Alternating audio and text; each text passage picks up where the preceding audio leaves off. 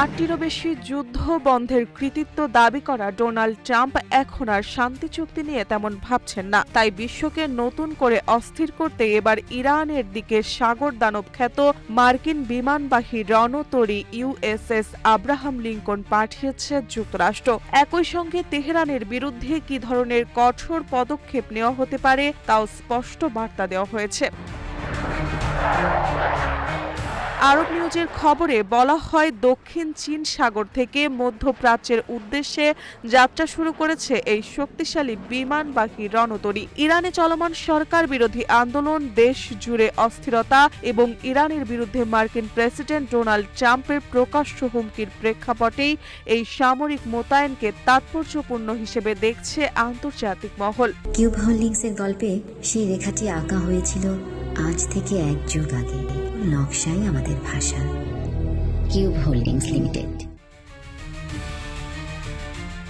পেন্টাগনের নির্দেশে USS Abraham Lincoln ও এর career strike group দক্ষিণ চীন সাগর ত্যাগ করে মধ্যপ্রাচ্যের দিকে অগ্রসর হয়েছে। এই বহরে রয়েছে অর্লি বার্গ শ্রেণীর গাইডেড মিসাইল ডেস্ট্রয়ার, যা আকাশ, স্থল ও নৌ ৩ ক্ষেত্রেই আক্রমণ চালাতে সক্ষম। মার্কিন নৌবাহিনীর ইনস্টিটিউটে কারিগর ট্র্যাকার জানায়, এর আগে মধ্যপ্রাচ্য মার্কিন সেন্ট্রাল কমান্ডের অধীনে কোনো বিমানবাহী রণতরী মোতায়েন ছিল না। সক্রিয় ডিউটিতে থাকা ক্যারিয়ার স্ট্রাইক গ্রুপগুলোর মধ্যে ইউএসএস আব্রাহাম লিঙ্কনই ছিল ওই অঞ্চলের সবচেয়ে কাছাকাছি, যা স্কারবোরো শোলের নিকটবর্তী জলসীমায় অবস্থান করছিল।